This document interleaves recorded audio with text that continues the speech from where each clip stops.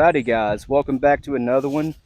In today's video, we're going to be doing some more 32 gauge slugs. This time it is the Mr. Hollow Point 385 grain 510 diameter slug.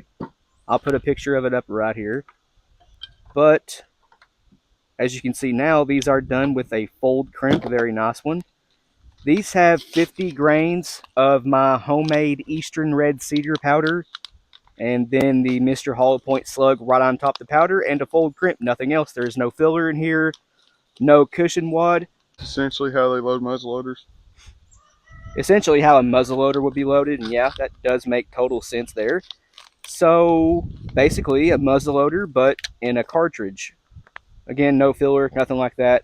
H&R 32 gauge special. It's a topper model 158 at heart though, but in 32 gauge, has a Bushnell 3 by 9 by 40, right? I believe so. Yeah. I can't remember. Anyway, yeah, that's what it is. Bushnell 3 by 9 by 40, has a 28-inch barrel. Other than that, we're at 42 yards. Josh is getting the chrono ready. Paper looks nice and crisp down there. But anyway, oh, check this out, guys. Not only is there a new battery, but come on, you butthole. I can't get it open.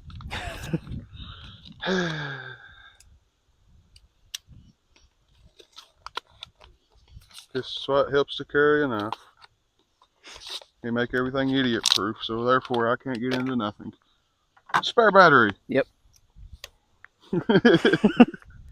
Anyway, guys, we'll get back with you whenever we get set up. I feel like these should be fairly accurate. We know this 32 gauge likes the bit heavier slugs, and this one is 385 grains, which is right at 7/8 of an ounce. Should like them pretty well. Is it going to work this time? Yes. Aha!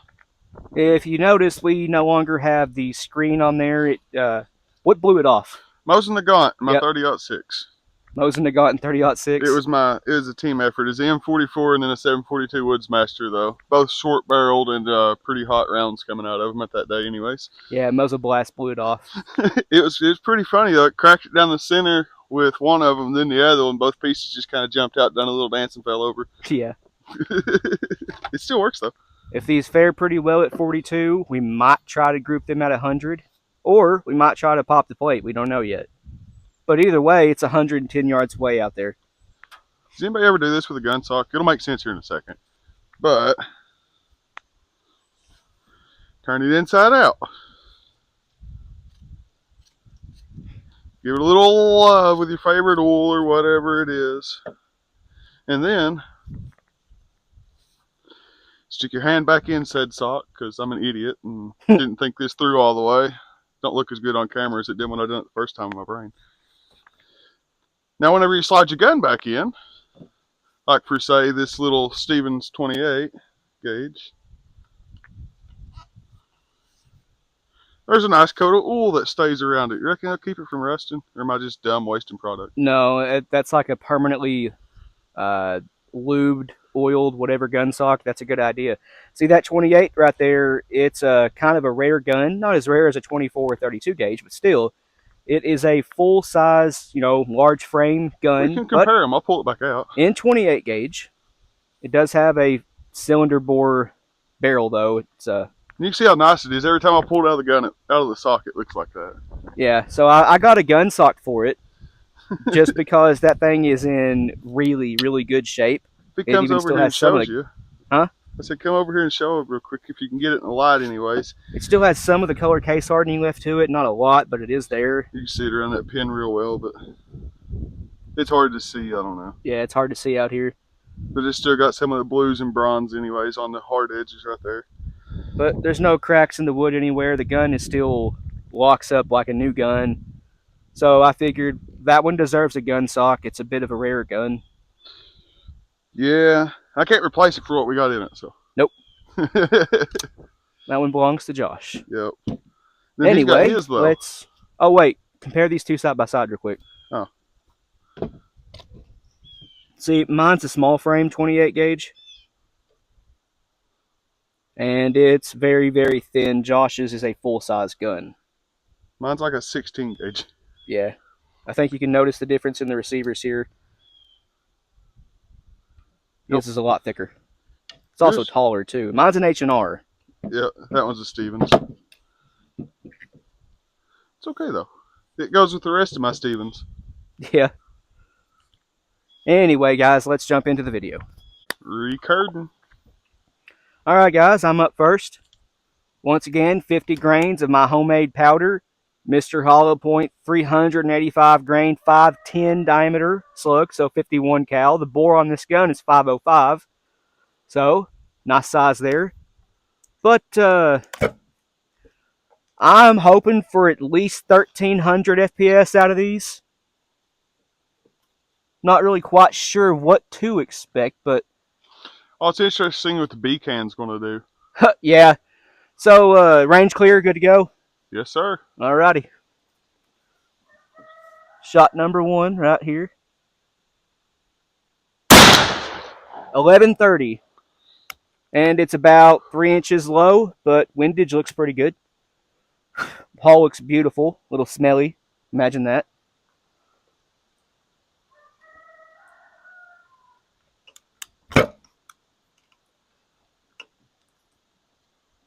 Could probably go up a little bit of powder. I just didn't want to push it.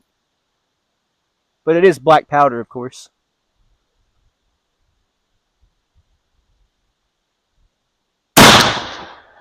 $10.90. That one is... Inch below or two. Yep, that one is an inch below point of aim. Not too far off from that first shot. Here's my first shot. I mean, third shot. Those two were just practice. He said, all right, let's really do this.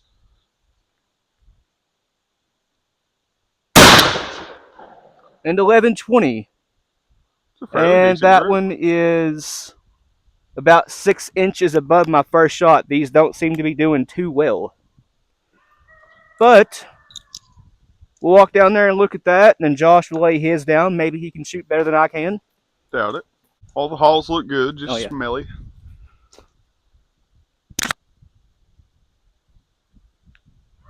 Yeah, all the hulls look just fine. They don't even show ejection marks anywhere. They look perfect. So we have an 8.5 inch vertical spread by a 2.5 inch horizontal spread. Those all would have gotten a deer, but we have seen a lot better accuracy out of that gun and the Mr. Hollow Point slugs. It's just not appears to not be a very good combo with each other. Let's see what Josh can do. I'm pretty sure he can outshoot me. This was my first shots of the day. I don't know. All right, you're rolling. Alrighty, guys. Let's see what I can't do with this thing so I can get my foot situated here.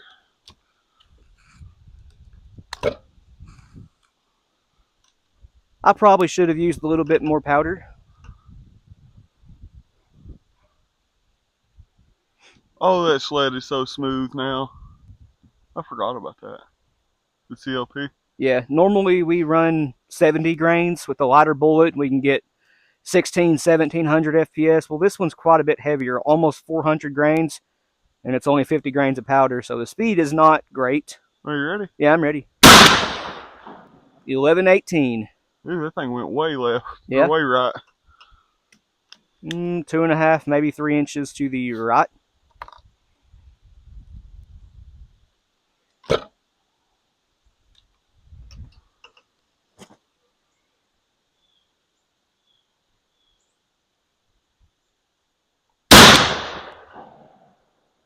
That one is 2 inches low and an inch left of that one. These 1094, they aren't producing much smoke either. Nah. Bore's actually, I mean, don't get me wrong, it's got carbon in it, but there's no big chunks or nothing. It's actually clean for what it is. I mean, it ain't shiny, but it's got this is a nice even black coating. You know what I mean? It's not chunky or I don't know how to explain it. We've seen Gauge and sometimes Pyrex leave some chunks behind. Josh says this one's actually fairly clean. It is. You'll see. You can look down and show them here in a minute. I don't know. I That think one I one of don't them was see. mine was a flyer. Had to have been 1136. Where'd that one land? down low. Down low. Towards where you're. Oh no, the second one landed down low. The third one went up by my first shot. Oh, it did? That's what I was saying. That second one had to have been a flyer. That's just bad on my part, anyways. I'd say. All right, you want to turn this into a 5-shot groups? Well, I don't know. You done shot 3 shots. I don't think they're accurate enough for at long range. I can take one more, anyways. Yeah. If you want. Go for it. I want to see if that second shot really was a bad flyer. I don't know if it was or not, honestly. We'll see, though.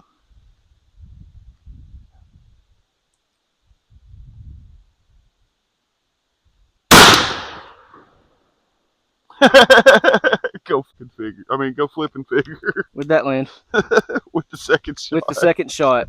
Well, I don't know, man. I've got 2 that's that far apart, Yeah. and 2 that's that far apart, but they're both that far apart. Right. Go figure. Oh, they're not that far apart. That's roughly the same size group I shot. Maybe actually even a little bit better. Oh, that's funny. But that's just the accuracy of this load here. It's not great, but also not horrible. At 50 yards, it's definitely deer capable, but I'd rather use something else personally. What about you? Yeah. I feel like up the powder. Up the powder for sure, yeah. 75, 80 grain. Yeah. Up the speed. Do it with a roll cramp, not a fold. The faster spin for the more powder, anyways. You know what I mean? And I feel like it'll pull the group in better and better. So we shot one that, and it wasn't quite ideal, but it was like a 50-90 basically. Yeah. And I hit the plate at 100 and just decimated it. It broke both links. It was comical because you'd never think a 32 gauge would do that, but.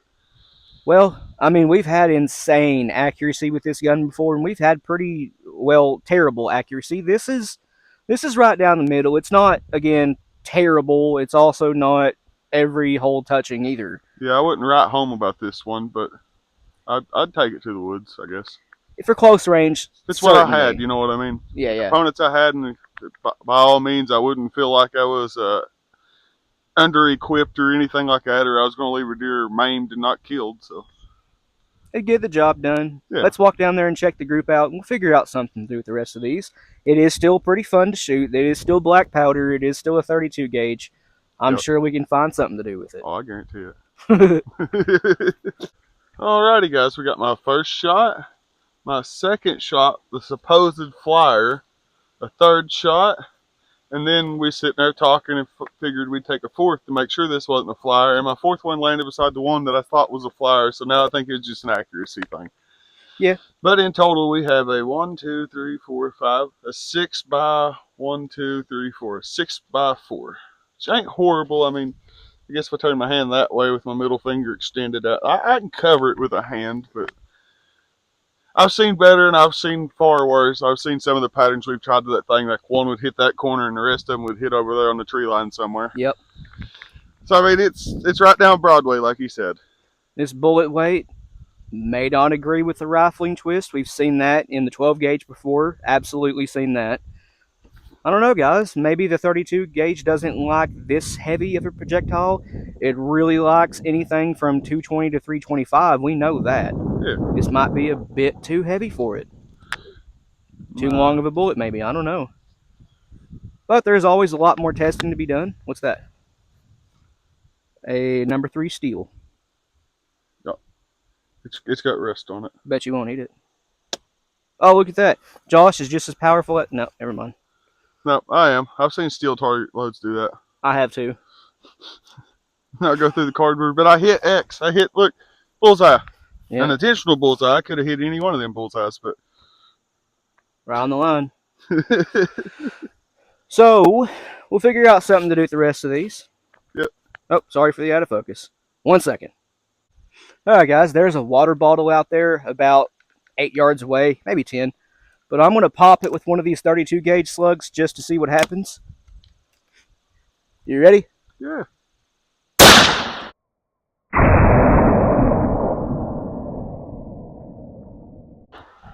You missed. How did I miss this close?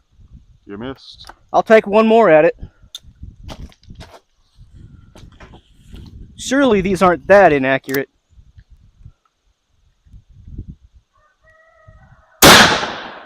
Got it that time. I'm pretty sure the smoke obscured the blast, though. Hit it. All right, now there's a pine board out there. Josh is going to see what these do to a... How many inches thick is that? Roughly 6. Roughly 6. They're all 2 by. All right. 2 bys, anyways. See what this thing does to a few pine boards. Penetration test. Yeah. I'm cheating. I'm just gonna sit down here. I don't want to miss like you, friend. We ain't got enough to miss. Now I'm ready when you are. Are you ready? Yep. Well, it certainly knocked him over. Yeah. That it did. Granted, this is just white pine. Yeah. I'm hoping it went through all of them, but I ain't for sure. Well, slug hit where I was aiming. Roughly. It might be a little bit low. That went through this one. I was still zoomed in, guys. Sorry. This one. And it come out the back of that one. Well, it went through roughly 6 inches of white pine. Yeah. That's not bad. Yeah, that might not be 6 inches. Who knows? Close enough. It's defeated. Huh? It looks defeated. It is. I guess we got tape measures. I can always measure how thick that is. Right. 5.5. 5.5 inches. No. Yeah, close enough. Yeah, right about 5.5. Well, that's not bad. Yeah. I don't think they're carrying too much energy. We've broken 1,800 foot-pounds of muzzle energy with this gun. And I don't think these are By the carrying time it come out the back of that one there, near that much. But yeah, it tore out the back pretty good. it was completely sideways. You can look at. Was it tumbling at that last board? It looks like it was. It definitely wasn't flying true. No, those are massive hollow point cavities. Maybe it just expanded that much. It might have. We get this splinter out of the way, we'll see more. It's just the sides where it pulled it in. Huh. It looks like it was just wallered out, but still flying true. Maybe, or maybe it hit sideways. I can't No, tell. it's hard to tell. We did try to find the slug. It's gone. Hey, look at that. Piece of the other board where it come through. It looks like it's flying true there, anyways. Yeah.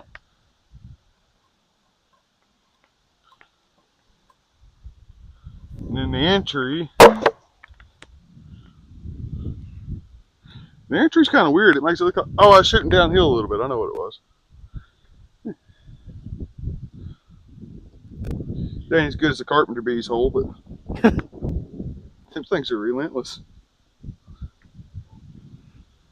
Alright, well.